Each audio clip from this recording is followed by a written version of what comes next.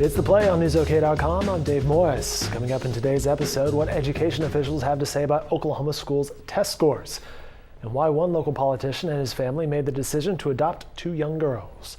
But first, some important tips for Sooner fans headed to Norman for Saturday's game, where OU hosts Louisiana Monroe. Let's bring in Nick Tragakis at this point from the Oklahoma's newsroom. Nick, thanks for your time. Sure. And thousands of people are going to converge on Norman, and what can they expect when they're behind the wheel?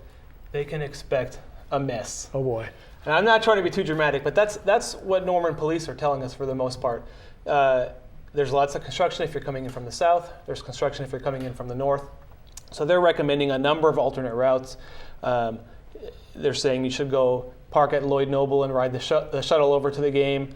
They're warning you to be careful where you park because there'll be extra enforcement. And our reporter, Jane Cannon, down in Norman, is sort of briefing our readers who are OU fans that are going to go to the game on all these things they have to look out for. You know, the traffic delays, the parking situation, and a new thing. OU has instituted some new rules about what you can and cannot bring into the stadium. That's right. So people are going to want to read up in the newspaper and on News OK tomorrow to find out what's allowed and what's not allowed to save themselves a little bit of a headache if they show up at the stadium gates. You're exactly right. And from camera bags to diaper bags to purses, it has to be a specific size, and some of these bags aren't allowed at all anymore. Yeah. Speaking of education, some preliminary test scores were released to Oklahoma schools on Wednesday. Our Tim Willard is reporting on that, and what has he learned? Yeah, State Superintendent Janet Barisi held a press conference today with some business leaders from around the state. Kind of a two-pronged press conference. One was to announce that preliminary test scores have been given to the school districts.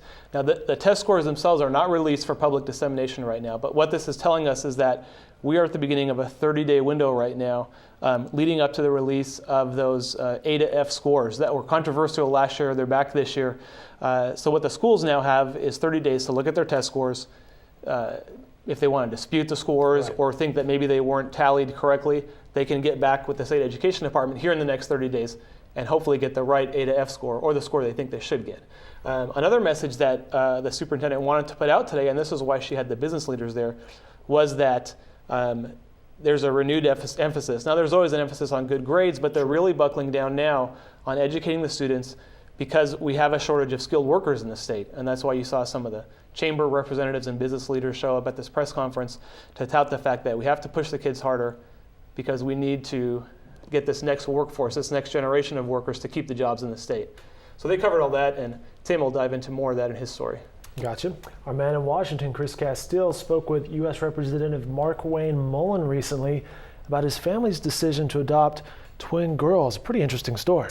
Yeah, and this is a really neat story because we have a lot of political coverage in the newspaper, obviously, both from our state bureau and our Washington, D.C. bureau, but we don't always get kind of the backstory or into the personal lives of some of our representatives. Well, that's kind of exactly what we get here with Mark Wayne Mullen. Now, he's a new congressman this term, only 36 years old, new to the political game, so to speak, and he opened up to Chris Castile about his decision with his wife to expand from a family of 3 children to 5 children, essentially.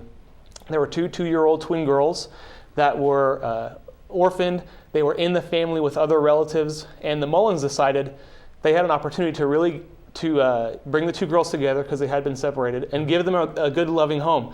The story goes into Mark Wayne Mullen's kind of hesitance to do that, and the way his wife sort of, She kind of called him out on that. Yes, I read a little bit of the lead of it, and it kind of cracked me up. And got him to come around, and about a week ago the adoption was finalized, and now Mullen says it's one of the best things that's happened to the family. So, wow, congrats to them. It is a story that'll put a smile on your face.